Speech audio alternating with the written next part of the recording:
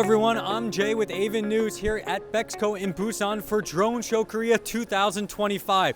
Lots of cool things to do. NC, come check it out. Let's go, everyone. And yet another international company. There are a lot of international companies here. We're coming over to AdlerAerospace. Hi, nice to meet you. Nice to meet you, Jay. I'm Jay. Hey, Jay. I'm Will Maya. I'm the CEO of AdlerAerospace. Okay. Can you tell us a little bit about your company and what kind of products you have today? Yeah, so AdlerAerospace specializes in really unique technologies from all over the world. Even though we're a U.S. company, we have partners in Ukraine, Poland, South Africa, Denmark. And so we bring together some of the best technologies in the UAV and counter-UAS space to address, so many of the defense and security concerns that are happening today. And so we're happy to be here in Korea and present some of our products. Great. It's always nice to see international players coming here and working within the Korean industry. Before we get into some potential of the market here, let's first talk about your products. I see you have display over here. Where should we start? Right. So this is an ISR, or reconnaissance drone, that's used in Ukraine actively, and thousands of units are being used to look for enemy troop movements and other kinds of issues. And so this is technology that is effective, it's inexpensive, and so this is something that may interest countries like Korea who need to protect their border. And again, this is Ukrainian battle-proven technology. We know it works. The troops love to use it. It's something that is very much in demand over there. So if I look around other booths I've exhibited or I've interviewed, they've exhibited things like carbon fiber and all these high-tech and high-end materials, which is great. But of course, if you want to get a lot of drones within the area for things like surveillance and stuff, you're saying this is the more affordable option to get into a space reliably and quickly, correct? Totally. So This drone can travel 120 kilometers over 2 hours and has a 40-kilometer range from the antenna. It's just simple to use, simple to produce, and easy to train pilots on. There we go. So it's something that again is very effective on the battlefield, and we know that it works. And so it's proven technology. Something similar over here is a drone detector that's also being used actively. This is the #1 drone detector in Ukraine. It's better than any of the other versions that are out there.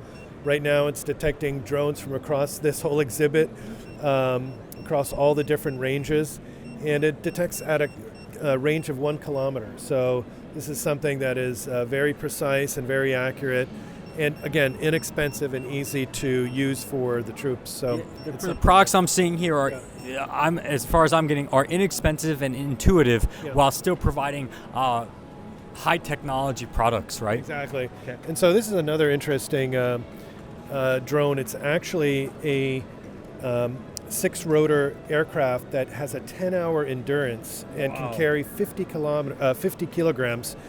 And this configuration has 12 kamikaze FPV drones on it. Okay. So it's a mothership to these other drones. Yeah, and so these fly out and can, patrol the whole area and, deal with hostile threats through the FPV. So this is something that I think there's no group that has this here at this particular First event. one I've seen. Yeah, so an FPV mothership, but it's used effectively in Ukraine. Okay, so I got to ask, we're here in Korea, but a lot of this technology, is military based and is used for defense to prevent invasion or detection of troops or such like that. So as far as exporting goes, do you export these only to certain countries around the world? Do you have a goal going forward as far as exportation goes? And also, what's the potential you see within the Korean market? Right. So we're a U.S. company, and we comply with NDAA, which means that none of the components and none of the products can go to nations that are hostile to the United States. Okay. So that's why we're here in Korea particularly, so that we look to our Korean partners. We're trying to also source parts for some of these drones and other products from Korean suppliers, because many of the Korean suppliers are also NDAA compliant and have to follow those rules. So that's something we take very seriously.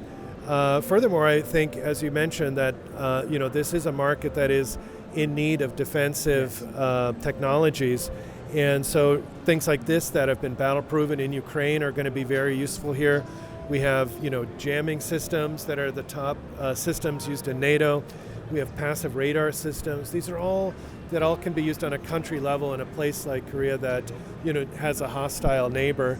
And frankly, some of the same technology that the Russians are using right now in Ukraine are going to be used by the North Koreans in this situation. Okay. So it makes perfect sense to prepare for the same threats that Ukraine is going through in this country as well. So I think that's kind of the main impetus that, let's learn from what the Ukrainians are doing, because those same issues may happen here, unfortunately.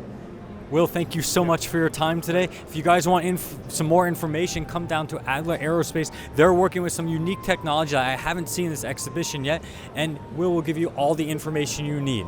Thank you so much for your time. I really appreciate it.